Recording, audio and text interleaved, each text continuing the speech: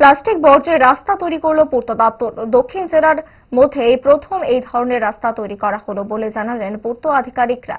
জানা গেছে 3 কিলোমিটার রাস্তা তৈরি করতে 4 কোটি টাকা খরচ হচ্ছে। এই রাস্তায় পাথরের সঙ্গে 92% বিটুমিনের সঙ্গে 8% বর্জ্য প্লাস্টিকের গলন ব্যবহার করা হচ্ছে। এই আধুনিক প্রযুক্তিতে তৈরি করা রাস্তার গুণগত ক্ষমতা অনেক বেশি বলে জানিয়েছেন পূর্ত আধিকারিকরা। আইআরডিএফ প্রকল্পে নির্মীয়মান গ্রামীণ সড়ক উন্নয়নের এই কর্মযজ্ঞ পরখ করে দেখতে নির্মাণস্থল পরিদর্শনে এসেছিলেন বিধায়ক প্রমোদ রিয়াং, পূর্ত আধিকারিক প্রবীর বরণ দাস, বিডিএস সদস্য বিকাশ সেন সহ পূর্ত ইঞ্জিনিয়াররা। সংবাদ মাধ্যমের সামনে কি জানালেন পূর্ত আধিকারিক, দেখুন। এটা টোটাল 3 কিলোমিটার রাস্তা, 4 কোটি টাকা প্রজেক্ট কস্ট,